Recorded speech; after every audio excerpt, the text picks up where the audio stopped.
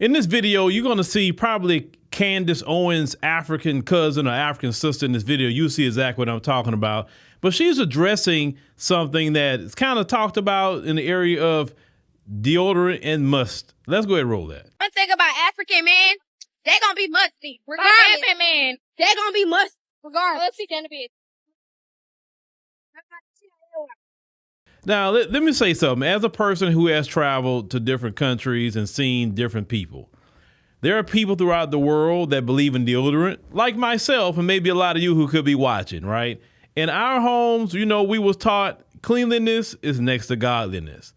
But in other people's homes, deodorant may not be a thing. Oh, I have some stories for you. Now, she's sitting up here trying to speak on African brothers. I can tell you that not all African brothers on the continent walk around musty. That's not true.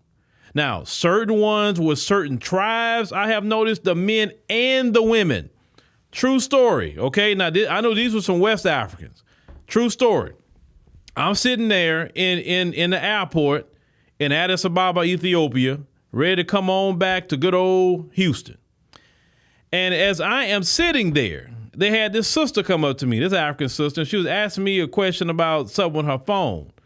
So the sister came sitting next to me, and I'm like, oh, Lord, I mean, that must have slapped me in the face, y'all. And I was like, oh, my God, no, this woman not smelling musty like this. You understand what I'm saying? So that's not only her. I've seen that in other countries, too, where a particular tribe in East Africa, in Kenya in particular, not all of them, but only one in particular I noticed don't like wearing deodorant. And oh, my Lord, I'm telling y'all, the smell of must. But that's not everybody in Kenya that do that either. It's just that one I know this particular tribe. I got stories about that, too. Because, in our culture, especially culture of Black Americans, we do not tolerate mustiness. No, okay?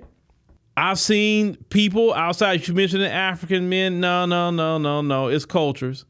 I remember, and my little girl even had this experience too. I was inside of a Walmart.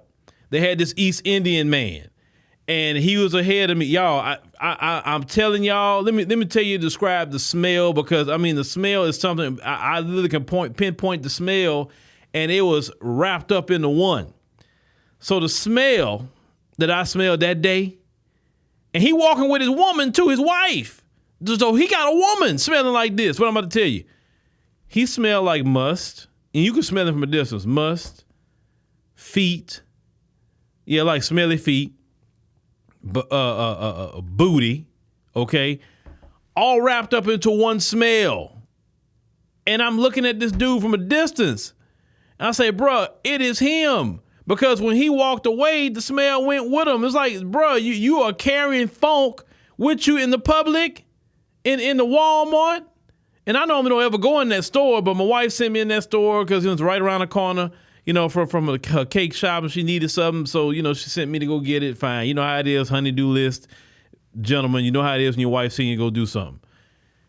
And man, that dude smells so bad. And I'm sitting here looking like, how your woman sitting up there letting you smell like that? Like, my wife won't even let me go out the house if I had something wrinkly on and my hair was looking jacked up or whatever. My wife would tell me, hey, what's wrong with your clothes? You didn't iron that? Or, of course I don't, but I'm just saying, my wife would look at me quick and say, hey, that don't look good. Hey, this, hey, that. Now, my wife has never told me, babe, you smell it.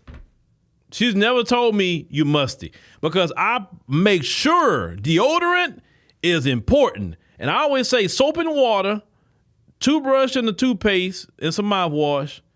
All them things are not so expensive that you can't buy. Whether you want to buy the high end or the low end, it's no excuse for you not to be cleaning your mouth, cleaning your body, and not musty, okay? I am always going to be the dude that put out the PSA about must. Maybe she came over here to America and said, you know what? It's nice not smelling some mustiness, and I ain't got used to that. So now when I do smell it, or maybe go back home and smell mustiness, I can't deal with it no more. And I get it. When you're liberated from the must, it's not nothing you want to return back to. So I get the little sister. I get it. But I just want to give her some balance. That it's not just some of the brothers over there. It's some of the women too. Like I said, some. It depends on what tribes they come from. In South Africa, I didn't smell nobody like that. Not at all. So it just depends on where you go, right? But I'm always going to preach that sermon. Deodorant is too cheap. Don't smell. It's 2025. No reason for. Listen, being on an airplane, being in the store, being in the public. Look, if you want to stank in your house, do it. Okay, it's your house. But when you're in public, people have a right to not smell you, okay? So at least cover yourself up with something where nobody can smell you, and you're good if you want to smell like that. But, my Lord, it should be illegal to be smelling musty, definitely in this time period.